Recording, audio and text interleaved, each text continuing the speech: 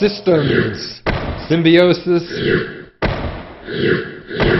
and the forest goddess, also known as the unified theory of the psychedelic aliens.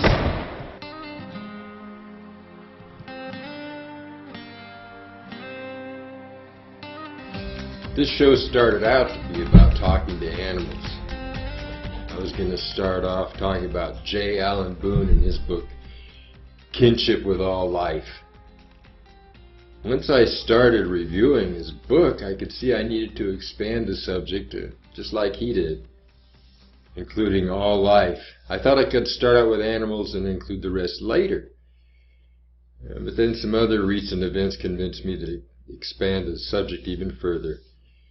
No matter what the title says, the subject here is always communication. So my question for you is, how often do you talk to the plants and animals around you? Often?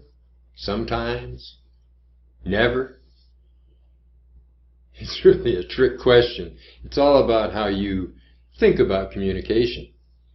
I'll get back to that question later. But first I want to talk a little about Don Dieter, who passed away this last week. He wrote a book called The Amanita muscaria Herb of Immortality. He was the founder of the Ambrosia Society, dedicated to preserve, expand, and spread the knowledge of the sacred Amanita and its role in our history. I didn't know Dan, but I felt we had a lot in common, like our interest in these sacred mushrooms and how they were used historically. What Don discovered, I think, is really important. He found that if you put a properly dried Amanita muscaria in a wooden or terracotta vessel and feed it fruit juice, it will begin to grow, a resurrection of sorts. Could be just a coincidence, but it takes 3 days at room temperature. Almost as interesting as the path he took to make that discovery. So he joins many researchers, myself included, who have taken different roads to the same conclusion. This fungus is the origin of everything we might even consider religious. John Allegro traced the word roots for the gods back to their Sumerian origins, where they referred to the Amanita muscaria. The symbolism we find in ancient ruins places this mushroom worship at the very dawn of civilization. Dieter offers good evidence that not only the plant known as Soma, as postulated by Wasson, the gods Mars, Odin, and Thor, and many others, as pointed out by Allegro, the root of the myth of the Holy Grail as well. His theory is the only one I know that reconciles the mystery of something that could be a cup or a chalice in one context and a golden fleece in another. So this summer I collected the ingredients I would need to test Don's Holy Grail recipe for myself. It was as I was reviewing his recipes on the Ambrosia website that I spotted the notice that he had passed away. I've been meaning to do a book report on his book for years. I just never got around to it.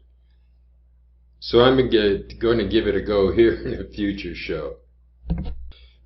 Like I said, systems, symbiosis, and the forest goddess are all about communication. We humans think we invented the whole idea, so when we run into communications in nature, we tend to think that it's an isolated event. Wow, bees communicate with each other, as do trees in the forest. Wow, how did they learn to do that? They must have discovered some survival advantage to passing around information, like we did, right? But when we look really close, we find that single-cell creatures, stem cells, also communicate with each other and their environment.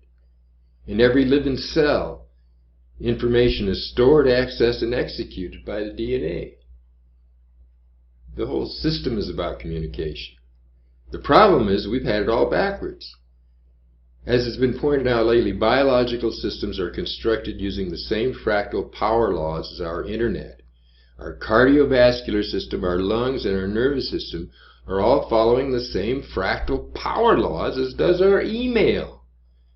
The neural networks that grow in our brains follow these same laws. The internet is one of the most amazing accomplishments in human history, granted. It took the cooperation of millions of people for billions of man-hours over decades to come up with these rules for how networks operate.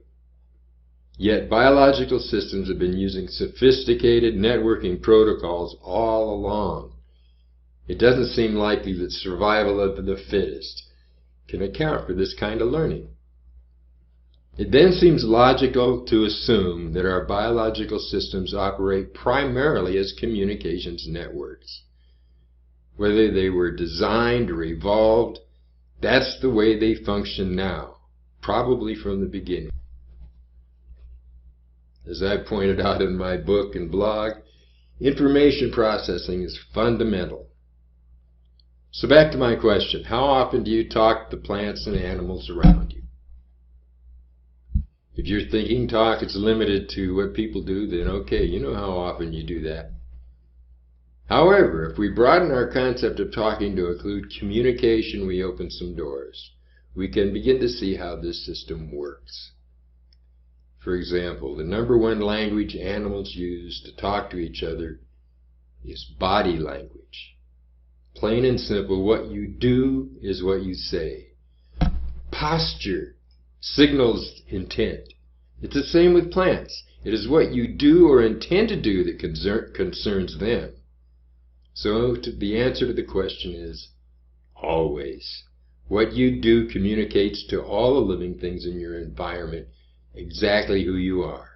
Like most kids, I talked to my pets, which included snakes and turtles and chickens, and dogs and cats. My grandmother raised parakeets and had one that could put sentences together that made sense. He made sense to me. My dad was quick to point out that birds have tiny brains and couldn't really talk, and they just faked it. Well, I met this guy named J. Allen Boone when I was about 10 years old. He was a gray-haired dude with a twinkle in his eye and some great stories to tell. He told us about his experiences with Strongheart the Wonder Dog. This is the original action dog movie star. And he had some adventures with Freddy the Fly. He looked me right in the eye and told me that talking to animals was real. Most of the adults acted like this guy was a fake or just a loony old man. But he got through to me. If you want to talk to animals, it's like the shoe company says. Just do it. I was living in Santa Rita, New Mexico, in a little trailer. And on the front of the trailer it had one of those crank things that you crank the tongue of the trailer up with. And on the end of that it had a silver little knob, a little dome. It's real shiny. And in the mornings when I'd be standing out in the sunlight, catching the morning sun, hanging out with the rabbits, the other critters that would get out there in the morning, enjoy those few minutes together, I started to notice this fly hanging out on the silver end of this crank handle. And it was kind of like those mirrors in the car shows they put under the cars to show the undercarriage. When he was on that thing, I could see his undercarriage. And it was pretty neat. And I started talking to him naturally. And he seemed to respond. He would turn around and look at me when I would talk to him. So one day I just put my hand down like this right in front of him and said, "Hey, hop on." And he looked up at me, looked down at my hand, and jumped onto the back of my hand. So I would hold him up in front of my face like this, and he would turn around. He would look at me, and then he would make little circles. And I would talk to him, and I'd laugh, and I thought it was really great. And then after a while, he'd get tired of that, and he'd fly back to his little perch. Well, this got to be a little morning routine we'd go through, and I even got to show this off to some people. I had witnesses. And it was all a lot of fun. Then it got so I could hold my hand out a few feet away and talk to him, and he'd fly and make a circle and land on my hand. And that was just the next step, you know. It was really exciting. And I showed that off to some people. And then one day, and it was right after I had showed this off to some people, I went out there and I held up my hand and he turned his back on me. He wouldn't get on. So I put my hand right down close to his perch. And still turned his back on me. And if I really got too insistent, he'd fly away and go land on a juniper or something. And this kind of hurt my feelings. So this went on for several days. I couldn't get him to play the game at all. And I was really kind of frustrated. So one day I'm standing there and he just wouldn't pay any attention to me at all. So I put my hands on my hips like this. And I just said, well, what the fuck is going on? What are you trying to do here? Why won't you play the game anymore? And he turned and looked at me. And he took off from his perch. And I stuck my hand out and he landed right on my hand. And then he did his little dance and did the thing, and then he flew back to his perch. That was the deal. He wanted to initiate the game. If I did it, he wouldn't do it. But if I stood like this and called him, he would get up and fly around and I could stick my hand out and he'd land on the hand. And he did that every day for several weeks. It's all simple communication, just about really basic things. But it had a profound effect on me because he showed not only that we could communicate, but like a lot of other critters, like the cats I know, they kind of like to have it their way. They don't like to be bossed around. They like to be in charge.